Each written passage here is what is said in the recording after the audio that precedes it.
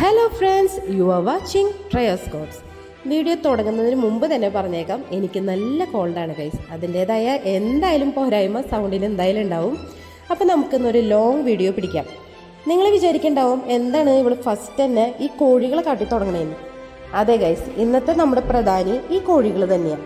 ഇന്നത്തെ ദിവസം നമ്മൾ പോകുന്നത് ഒരു കോഴി നേർച്ചയ്ക്കാണ്. കോഴി നേർച്ച എന്ന് പറയുമ്പോൾ തന്നെ നിങ്ങൾക്ക് മനസ്സിലായിട്ടുണ്ടാവും നമ്മൾ എങ്ങോട്ടാണ് പോണേന്ന് അല്ലേ? അതെ ഗൈസ്, സെന്റ് ജോർജ് ഫൊറോന ചർച്ച് എടപ്പള്ളി എന്നറിയപ്പെടുന്ന എടപ്പള്ളി പള്ളിയിലോട്ടാണ് ഇന്നത്തെ നമ്മുടെ യാത്ര. കേരളത്തിലെ ഏറ്റവും പ്രശസ്തമായ ക്രിസ്ത്യൻ തീർത്ഥാടന കേന്ദ്രങ്ങളിൽ ഒന്നാണ് നമ്മുടെ എടപ്പള്ളി പള്ളി. എടപ്പള്ളി പള്ളി എന്ന പേരിൽ പൊതുവെ അറിയപ്പെടുന്ന ഈ പള്ളി വിശുദ്ധ ഗീവർഗീസ് സഹദായ്ക്ക് സമർപ്പിച്ചതാണ്. സഹദ എന്നത് വിശ്വാസത്തിനായി ജീവൻ സമർപ്പിച്ചവൻ എന്ന അർത്ഥത്തിലാണ്. അങ്ങനെ ഞങ്ങൾ യാത്ര തിരിച്ച് എറണാകുളത്തെത്തി. നമ്മുടെ എറണാകുളം ലുലുമാള് വരെ ഒരു ബ്ലോക്കിലും പെടാണ്ട് ഞങ്ങൾ വേഗം തന്നെ എത്തിയിട്ടാ. പക്ഷെ ലുലുമാളിന്റെ തൊട്ടപ്പുറത്ത് തന്നെയാണ് നമ്മുടെ പള്ളി വരുന്നതെന്ന് നിങ്ങൾക്ക് എല്ലാവർക്കും അറിയാലോ. ആ ലുലുമാള് മുതൽ ആ പള്ളിയിലോട്ട് എത്തണ വരെ എൻ്റെ പൊന്നു ബ്ലോക്ക് എന്ന് പറഞ്ഞു കഴിഞ്ഞാൽ കട്ട ബ്ലോക്ക് ഗൈസ്. അവിടെ നിന്ന് കുറേ നേരം ബ്ലോക്കിൽ പെട്ട് കുറേ ടൈം കഴിഞ്ഞിട്ടാണ് ഞങ്ങൾ പള്ളിയുടെ ഫ്രണ്ടിലെത്തിയത്. ഞാൻ ആദ്യം തന്നെ പറയാലോ, ഞാൻ ആദ്യമായിട്ടാണ് ഞാൻ ഈ കോഴി നേർച്ച എന്നുള്ളൊരു നേർച്ചയ്ക്ക് പോകുന്നത്. ഞാൻ എല്ലാ വർഷവും എടപ്പള്ളി പള്ളിയിലോട്ട് പോകാറുണ്ട്, അവിടെ പോയി പ്രാർത്ഥിക്കുന്നു, നേർച്ചയിടുന്നു, പോരുന്നു എന്നല്ലാതെ ഈ കോഴി നേർച്ച ഞാൻ എൻ്റെ ലൈഫിൽ ഇതുവരെയും കണ്ടിട്ടില്ല. അതിന് എന്തായാലും ഒരു എക്സൈറ്റ്മെൻറ്റ് എനിക്കുണ്ടായിരുന്നു. എൻ്റെ വിചാരം ഈ കോഴി നേർച്ച നടത്തുന്നത് പള്ളി ഗ്രൗണ്ടിൻ്റെ തന്നെ ഉള്ളിലായിരിക്കുന്നതാണ്. പക്ഷെ അങ്ങനെയല്ല, നമ്മൾ പള്ളിയുടെ ഫ്രണ്ടിൽ കൂടെ പോയിട്ട് ലെഫ്റ്റിലോട്ട് ഒരു വഴിയുണ്ട്, അവിടെയാണ് ഈ കോഴി നേർച്ച നടത്തുന്ന ഗ്രൗണ്ട്.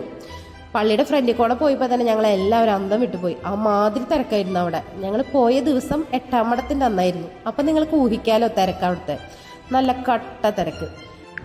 അങ്ങനെ പള്ളിയിലത്തെ തിരക്കൊക്കെ കണ്ട് ഞങ്ങൾ നേരെ പോയി ലെഫ്റ്റിലോട്ട് പിടിച്ചു.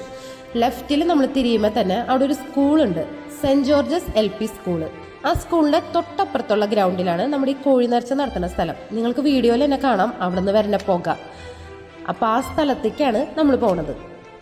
ഈ ഗ്രൗണ്ടിൻ്റെ മുൻപിലും നല്ല തിരക്കായിരുന്നു, നല്ല ബ്ലോക്ക്. വണ്ടി ഞങ്ങൾ വേഗം നിർത്തി പാത്രങ്ങളും സാധനങ്ങളും എല്ലാം റോട്ടിലിറക്കി വെച്ച് ഒരു കണക്കിനാണ് അതിൻ്റെ ഉള്ളിലോട്ട് കടന്നത്. ഉള്ളിൽ ചെന്നപ്പോഴും നല്ല തിരക്ക് തന്നെ. അവിടെ നിറച്ച് കടകളുണ്ട്, നിറച്ച ആൾക്കാരുടെ മേളം, ഫുൾ അടുപ്പുകൾ എന്ന് പറഞ്ഞാൽ അടുപ്പിച്ച് അടുപ്പുകൾ. അത്രയും പെട്ട ആൾക്കാരുണ്ടായിരുന്നു. ഒരു കണക്കിന് ഫസ്റ്റ് തന്നെ മമ്മി ഇറങ്ങിപ്പോയി വേഗം ഒരു അടുപ്പ് കിട്ടി. ഞങ്ങൾക്ക് ചെന്നപ്പോൾ തന്നെ കിട്ടി. കുറേ പേര് ഇങ്ങനെ വെയിറ്റ് ചെയ്ത് എന്നിട്ടൊക്കെയാണ് കിട്ടാറ്. പക്ഷെ എന്തോ ഭാഗ്യത്തിന് ഞങ്ങൾക്ക് ചെന്നപ്പോൾ തന്നെ ഒരു അടുപ്പ് ഒഴിഞ്ഞ് കിട്ടി. അടുപ്പ് മാത്രം കിട്ടിയിട്ട് കാര്യമില്ലല്ലോ ഗൈസ്, നമ്മൾ 3 ജീവനുള്ള കോഴികളെ കൊണ്ടുവന്നിരുന്നത്. ഈ കോഴികളെ നമുക്കൊന്ന് സെറ്റാക്കി കിട്ടണമല്ലോ. അതിനു വേണ്ടി അവിടെ അന്വേഷിച്ചപ്പോൾ ഒരു കോഴീനെ ജസ്റ്റ് ഒന്ന് കൊന്നു തരുന്നതിന് 150 രൂപ എന്ന് പറഞ്ഞു. അപ്പം നമ്മളത് വേണ്ടാന്ന് വെച്ചു. പിന്നെ അടുത്തുള്ള ഒരു അപ്പാപ്പനോട് ചോദിച്ചപ്പോൾ ആള് ചെയ്ത് തരാമെന്ന് പറഞ്ഞ് അങ്ങനെ 3 കോഴികളെയും ആള് ജസ്റ്റ് കൊന്നു തന്നു. പിന്നെ മമ്മിയും അച്ഛനും ആൻ്റെ എല്ലാവരും കൂടി ചൂടുവെള്ളമൊക്കെ എടുത്ത് അതിൻ്റെ പപ്പും തോലൊക്കെ പറിച്ച് പീസാക്കി. എൻ്റെ പൊന്നോ നല്ല പണി. ഞാൻ ചോക്കുണ്ണിയും കൊണ്ട് പോയത് കാരണം ഞാൻ അവിടെ ഒരു പായിട്ട് ഇതെല്ലാം കണ്ട് അവിടെ ഇരുന്നു. കാരണം കൊച്ചിനെയും കൊണ്ട് നമുക്ക് അടുത്തോട്ട് പോകാൻ പറ്റില്ല, കാരണം ആ മാതിരിയാണ് തിരക്ക്. പിന്നെ തൊട്ടാണ് നമുക്ക് അടുപ്പുകൾ വെച്ചിരിക്കുന്നത്. അതുകൊണ്ട് തന്നെ കൊച്ചിനൊക്കെ കൊണ്ട് ഉള്ളിലേക്ക് കിടക്കുന്നത് റിസ്ക്കാണ്. പിന്നെ നല്ല പുകയും, നിൽക്കാനേ പറ്റില്ല. പിന്നെ ജോക്കുട്ടന് അവിടെ കുറേ കടകളുള്ള കാരണം അവൻ പരമാവധി അവനെ കൊണ്ട് പറ്റുന്ന രീതിയിൽ ടോയ്സൊക്കെ വാങ്ങി കൂട്ടിപ്പിച്ചു. പിന്നെ നമുക്കൊന്നും പറയാൻ പറ്റില്ലല്ലോ, കാരണം ഇവൻ കിടന്ന് ഓടണേക്കാളും അത് എന്തെങ്കിലും വാങ്ങിക്കൊടുത്ത് അവിടെ ഇരിക്കണതല്ലേ. അങ്ങനെ ഞങ്ങൾ കുറച്ച് ടോയ്സൊക്കെ വാങ്ങി ഞങ്ങൾ അവിടെ വെയിറ്റ് ചെയ്തിരിക്കുക. എന്തായാലും ഈ സമയത്ത് നമുക്ക് നമ്മുടെ പള്ളിയുടെ ചരിത്രം ഒന്ന് നോക്കാം. എടപ്പള്ളി പള്ളിയുടെ ചരിത്രം പറയുകയാണെങ്കിൽ ഏകദേശം 1500കളിലേക്ക് പോകുന്നു. ഏകദേശം 593 വർഷത്തിലേറെ പഴക്കമുള്ള പള്ളിയാണിത്. ആദ്യം ഇവിടെ ഒരു ചെറിയ പ്രാർത്ഥന മന്ദിരമായിരുന്നു ഉണ്ടായിരുന്നത്. പിന്നീട് വിശ്വാസികളുടെ എണ്ണം കൂടിയതോടെ വലിയ പള്ളി നിർമ്മിക്കപ്പെടുകയായിരുന്നു. ഇവിടെ പള്ളി നിർമ്മിക്കാൻ കൊച്ചി രാജാവിൻ്റെയും പ്രദേശവാസികളുടെയും പിന്തുണ ലഭിച്ചുവെന്നാണ് ചരിത്രം പറയുന്നത്. വിശുദ്ധ ഗീവർഗീസ് സഹദായുടെ അത്ഭുതങ്ങളും അനുഗ്രഹങ്ങളും കാരണം എടപ്പള്ളി പള്ളി കേരളത്തിലെ പ്രധാന തീർത്ഥാടന കേന്ദ്രമായി വളർന്നു. ഏപ്രിൽ മെയ് മാസങ്ങളിലാണ് ഇവിടെ പെരുന്നാൾ ആഘോഷിക്കുന്നത്. വിശ്വാസികൾ തങ്ങളുടെ പ്രാർത്ഥനകളും അഭിലാഷങ്ങൾക്കും വേണ്ടി വിശുദ്ധ ഗീവർഗീസ് സഹദാവിനോട് നേർച്ച പറയാറുണ്ട്.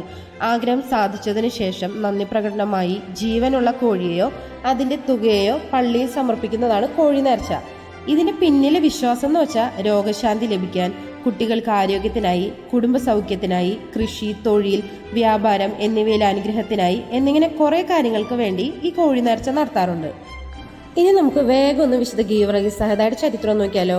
വിശുദ്ധ ഗീവർഗീസ് ക്രിസ്തുവർഷം 3-ാം നൂറ്റാണ്ടിൽ ജനിച്ചു എന്നാണ് വിശ്വാസം. അദ്ദേഹം റോമൻ സൈന്യത്തിലെ ധീരനായ ഒരു സൈനികനായിരുന്നു. അവിടെ ഒരു ഡ്രാഗൺ കഥയും കൂടി നമുക്ക് പറയേണ്ടി വരും. ഒരു രാജ്യത്ത് വലിയൊരു തടാകത്തിൽ ഭീകരമായ ഒരു ഡ്രാഗൺ ജീവിച്ചിരുന്നു. ആ ഡ്രാഗൺ ഗ്രാമവാസികളെ ആക്രമിക്കുകയും ജനങ്ങളെ ഭീതിയിലാഴ്ത്തുകയും ചെയ്തു. ആദ്യത്തെ ആളുകൾ ആ ഡ്രാഗണിനെ ശാന്തമാക്കാൻ ആടുകളെ ബലിയായി കൊടുക്കുകയായിരുന്നു ചെയ്തിരുന്നത്. പിന്നീട് ആടുകൾ മതിയാകാതായപ്പോൾ മനുഷ്യരെയും ബലിയായി നൽകാൻ തുടങ്ങി. ഒരു ദിവസം രാജാവിന്റെ മകളുടെ പേരാണ് നറുക്കിൽ വന്നത്. രാജകുമാരിയെ ഡ്രാഗണിന് കൊടുക്കാൻ എല്ലാവരും ദുഃഖത്തോടെ തയ്യാറായി. അന്നേരം അവിടേക്ക് കുതിരപ്പുറത്ത് സെന്റ് ജോർജ് എത്തി. സെന്റ് ജോർജ് എന്നത് വിശുദ്ധ ഗീവർഗീസിന്റെ മറ്റൊരു പേരാണ്. രാജകുമാരിയുടെ വിഷമം അറിഞ്ഞ ഗീവർഗീസ് ദൈവത്തിൽ വിശ്വസിക്കണമെന്ന് പറഞ്ഞു. കുരിശിന്റെ അടയാളം വരച്ച് കുന്തമെടുത്ത് ഡ്രാഗണിനെ നേരിട്ടു. ഭീകര യുദ്ധത്തിനു ശേഷം ഡ്രാഗണിനെ പരാജയപ്പെടുത്തി. ജനങ്ങൾ അത്ഭുതപ്പെട്ട് പിന്നീട് ആ ഗ്രാമത്തിലെ പലരും ക്രിസ്തുമതം സ്വീകരിച്ചു എന്നാണ് കഥ പറയുന്നത്. അങ്ങനെ കഥയൊക്കെ തീരാറായി. നമ്മുടെ ചിക്കനും എല്ലാം റെഡിയായി. ഞങ്ങൾ ചിക്കനും ബ്രെഡൊക്കെ കൂടി അവിടെ തന്നെ ഇരുന്ന് കഴിച്ചു. അത് കഴിഞ്ഞ് ഞങ്ങൾ എടപ്പള്ളി പള്ളിയിലോട്ട് പോയി നേർച്ചയിടാനായിട്ട്.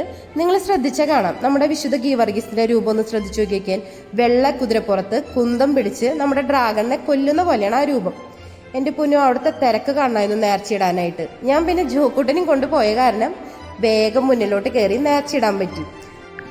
നമ്മുടെ മലയാളികൾ വിശുദ്ധ ഗീവർഗീസിനെ സർപ്പങ്ങളുടെയും ദുഷ്ടശക്തികളുടെയും രക്ഷകൻ എന്ന വിശ്വാസത്തോടെ ആരാധിക്കുന്നു. എടപ്പള്ളി പള്ളിയിൽ ഈ കഥയെ ആസ്പദമാക്കിയ ചിത്രങ്ങളും രൂപങ്ങളെല്ലാം നമുക്ക് കാണാൻ പറ്റും.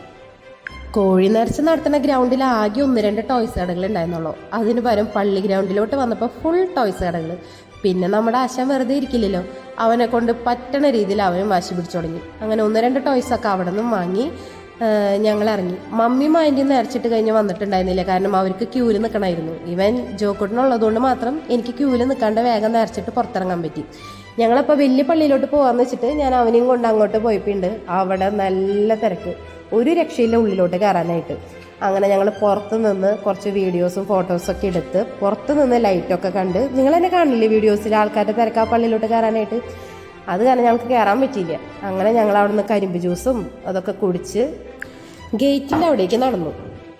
അങ്ങനെ ഞങ്ങൾ ഗേറ്റിൻ്റെ അവിടെ എത്തി മമ്മീനെ വിളിച്ചപ്പോൾ മമ്മിയുടെയും ആൻറ്റിയുടെയും നേർച്ചയിടൽ കഴിഞ്ഞിട്ടില്ല, ക്യൂ ഇതുവരെയായിട്ടും തീർന്നിട്ടില്ല. അങ്ങനെ ഞങ്ങൾ അവർക്ക് വേണ്ടിയിട്ട് ഞങ്ങൾ ഗേറ്റിൻ്റെ അവിടെ വെയിറ്റ് ചെയ്ത് അങ്ങനെ ഇരിക്കുമ്പോഴാണ് ഞാൻ അവിടെ ഒരു ഷോപ്പ് കണ്ടത്, ഒരു സ്റ്റാൾ കണ്ടത്. അപ്പോഴാണ് അതിൻ്റെ ഉള്ളിലത്തെ ആളെ ഞാൻ ശ്രദ്ധിച്ചത്. നിങ്ങൾക്ക് എല്ലാവർക്കും അറിയണ ഒരാളാണ്. ആരാന്ന് ഞാൻ പറയണില്ല, വീഡിയോ കണ്ടിട്ട് നിങ്ങൾ എന്നെ കമൻറ്റ് ചെയ്യും. അങ്ങനെ ഞങ്ങൾ അവരുടെ ഒരു അച്ചാർ കടയായിരുന്നു, അച്ചാറിൽ നിന്ന് ഒരു അച്ചാർ വാങ്ങി, 500 ഗ്രാം കണ്ണിമാങ്ങ അച്ചാർ ഞങ്ങൾ വാങ്ങി. കുറച്ച് നേരം ജസ്റ്റ് വർത്താനം പറഞ്ഞ് ഞങ്ങൾ വീണ്ടും ഗേറ്റിൻ്റെ അവിടെ നിന്ന് വീണ്ടും മമ്മീനെ ആൻറ്റീനെ നോക്കി നിന്ന് ഒരു 10-15 മിനിറ്റ് കഴിഞ്ഞിട്ടാണ് അവർ നേർച്ചകളെല്ലാം കഴിഞ്ഞ് വന്നത്. അങ്ങനെ കുറച്ച് ഫോട്ടോസും വീഡിയോസൊക്കെ നിന്നെടുത്ത് ഞങ്ങൾ വീണ്ടും കോഴി നേർച്ച നടത്തിയ ഗ്രൗണ്ടിലോട്ട് എത്തി. കാരണം ഞങ്ങളുടെ കോഴി നേർച്ച നടത്തിയ പാത്രങ്ങളും സാധനങ്ങളെല്ലാം അവിടെ വെച്ചിട്ടാണ് ഞങ്ങൾ പള്ളിയിലോട്ട് വന്നത്. അങ്ങനെ പാത്രങ്ങളൊക്കെ എടുത്ത് ഞങ്ങൾ വണ്ടിയിൽ കയറി. ഏകദേശം ഒരു 10 മണി കഴിഞ്ഞപ്പോൾ ഞങ്ങൾ അവിടെ നിന്ന് ഇറങ്ങി. മഴയില്ലാതെ ഞങ്ങൾക്ക് വലിയൊരു അനുഗ്രഹമായിട്ടാണ്. മഴയും കൂടി അതിന് ഈ തിരക്കിൻ്റെ ഇടയിൽ ആകെ പെട്ടുപോയേനെ. അങ്ങനെ ഞങ്ങൾ കോഴി നേർച്ചയൊക്കെ കഴിഞ്ഞ് ഞങ്ങൾ തിരിച്ചു പോകുന്നു ഗൈസ്. അപ്പോൾ ഓക്കെ, നമുക്ക് അടുത്തൊരു വീഡിയോയിൽ കാണാം. Okay guys, by.